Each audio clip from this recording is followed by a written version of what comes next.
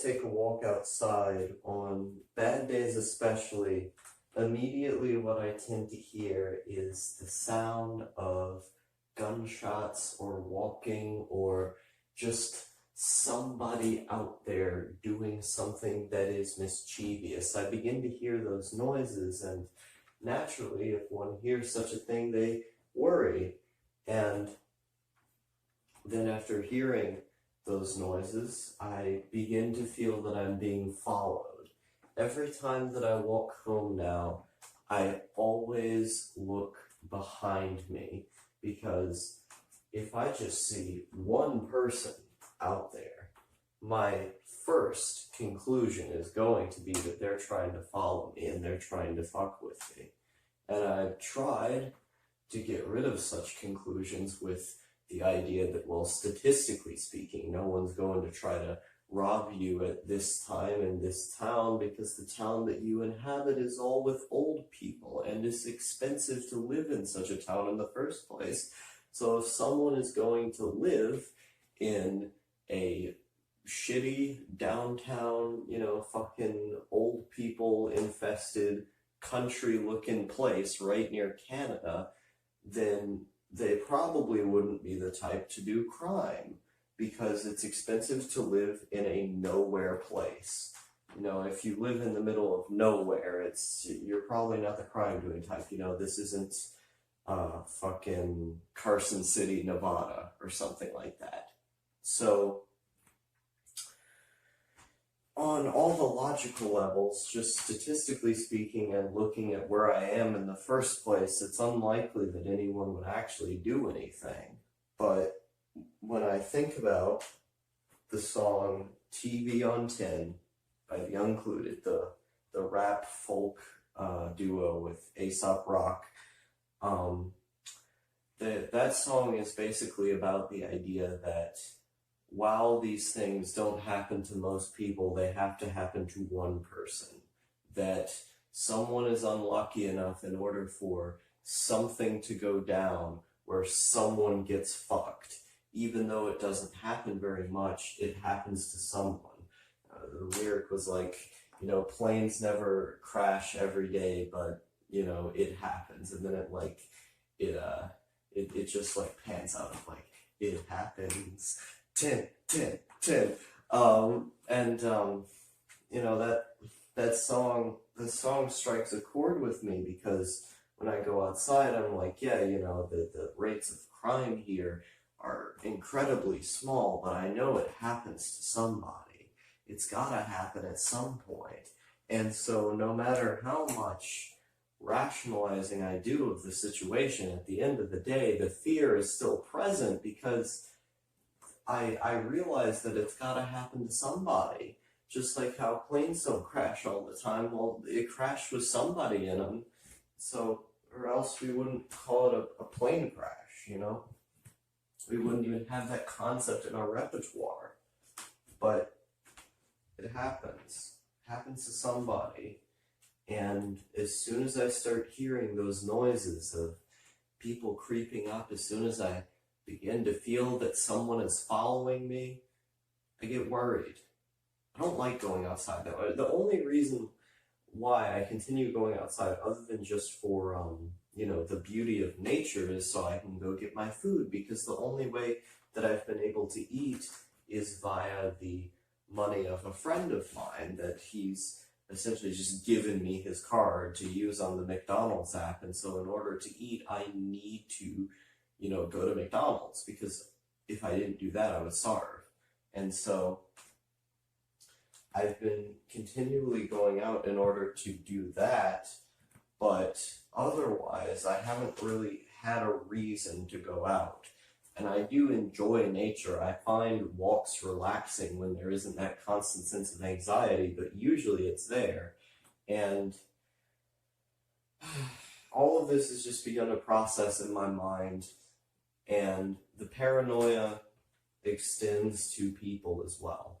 There's few people out there who I can say I truly do trust, in spite of all of the rampant paranoia that I tend to get, because, I know that logically these things are probably untrue.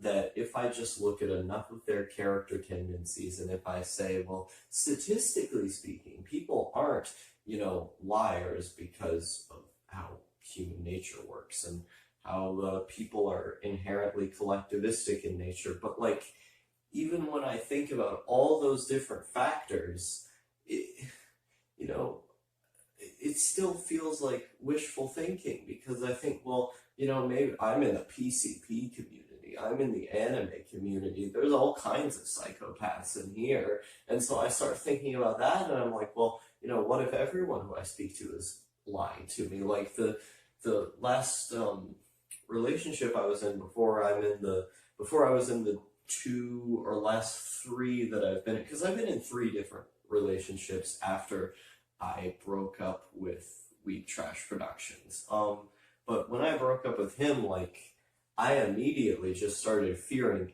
everybody because he had lied to me.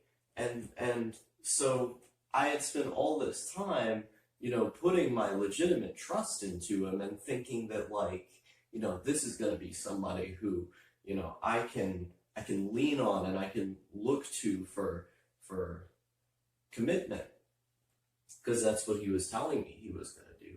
But that's not what I thought in the beginning of our relationship. Like, I had thought in the beginning, this is a feeble, weak person who, when he says something, he means another thing.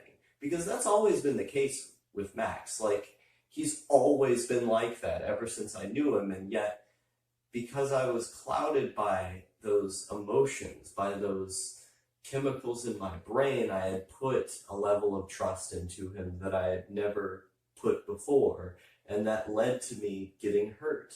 It's the hedgehog's dilemma, as they would show in Evangelion. When 2 hedgehogs get too close to one another, their pins, their pins hit each other, and then they end up scurrying away. Ever since that happened, I've just constantly been in fear that I'm going to be lied to again. And, I've opened up to the relationships that I have now, but I still feel that ever since that happened, something about me is missing. And it makes me really, really sad every time I think about that, because I think after that happened, I just became a different person. And certainly hasn't helped with my paranoia. But alas, I've continued to weigh the options, and I've thought about how all of these people, they're probably good, and they've done nothing to show that they're not. But what if? What if there's just a chance that I'm gonna get fucked over? And I know I'm probably wrong about this, but it's just I can't stop thinking about it. And it's like, I try to filter out the thoughts with logic, but at the end of the day, I still feel the thoughts. Like, I understand on a logical basis that these are probably wrong assertions, but I still feel like they are in my heart of hearts. Like, I'm still feeling anxious that these things are going to happen. I'm still feeling that this stuff is just an inevitable drop. And I don't know how to get rid of that feeling. I've never been able to. Every single time I've talked to somebody, every single time I've gone out, I've always felt these things. There's never been a period in my life when I didn't constantly feel like I was being manipulated by others, or I didn't constantly feel that some shit was gonna go down. And I don't know how to feel any other way. Because I've been trying to. I've been trying to siphon all of this with logic, and it's just not working.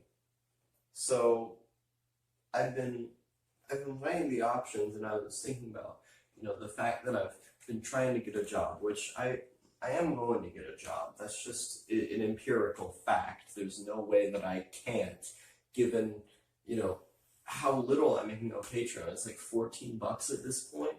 which is like obviously not enough to live off of. I can stretch 14 bucks pretty fucking far with food, but not enough for a whole month. So I've been figuring out, all the different jobs to go to, and every single day I've just been busting my ass trying to apply to every place that I can.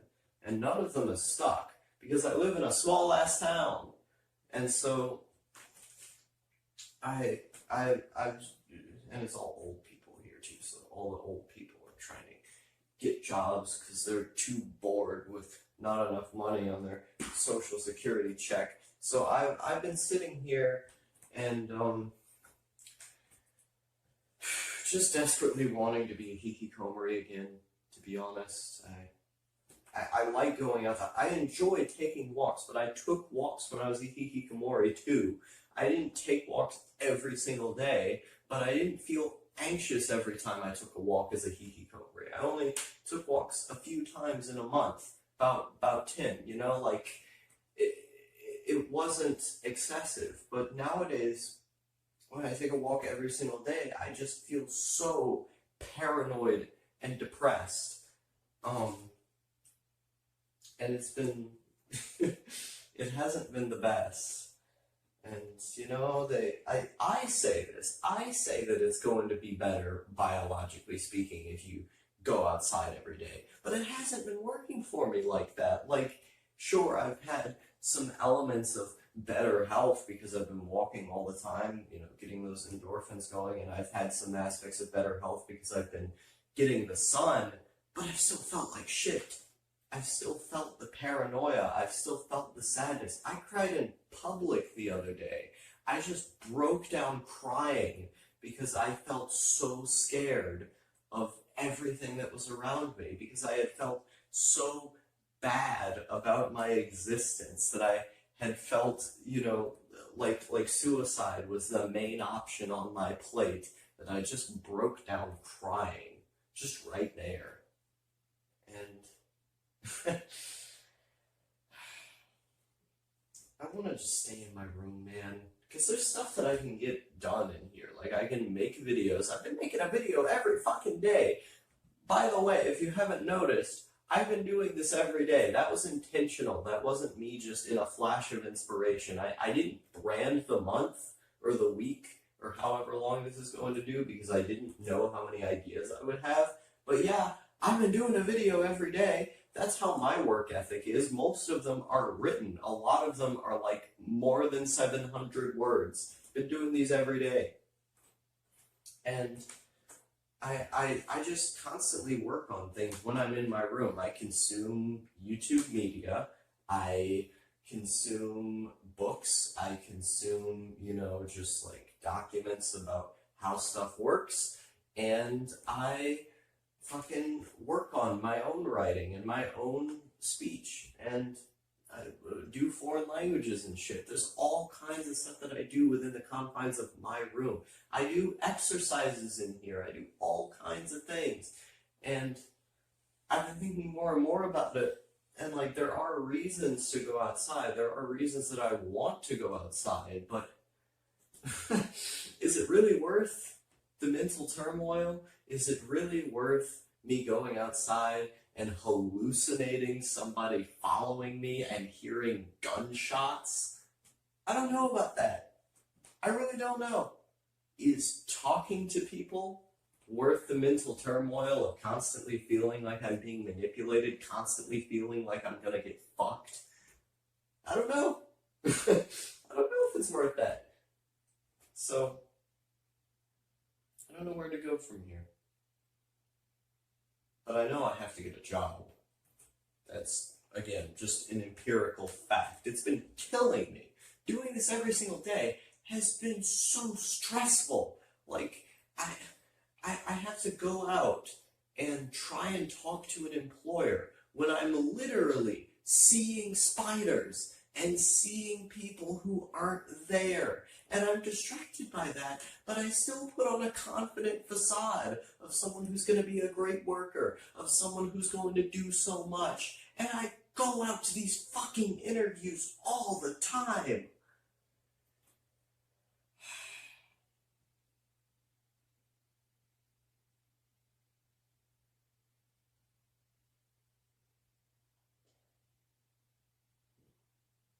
I don't know.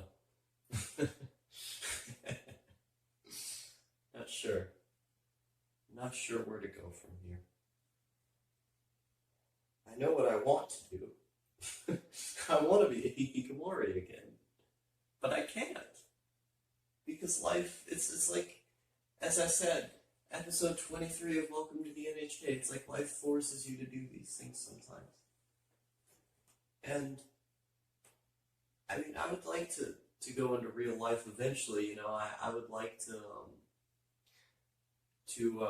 fucking go out and be a normie Chad and, you know, fuck all the bitches and make all the money, but I'm not at that point yet. I have my mental health to work on, and, you know, it's one of those things that you just gotta push through until you can work on yourself enough to eventually do that wage slaving life. But I ain't on that wage slaving life yet. Clearly I don't want that yet. That's why I said in my video I relapsed into Hikikomori that I wanted to live this comfy life for a little while longer, because I still have goals that I want to achieve in isolation that I can't quite do when I'm outside all the time, and I still have reasons to be in this life that are, you know, internal. And I've been taken out of my cave too early. The bear stays hibernating for a reason. The material conditions that they are within in the outside do not line up with how their mind works at the current moment, and so they hibernate until the material conditions match their mind state and what they're good at. And you know, I just got to get on the right medications and get the right therapy in order to really combat the way that I'm doing these things. It's not as if I've given up on life as a whole, but I do know that I'm not ready right now.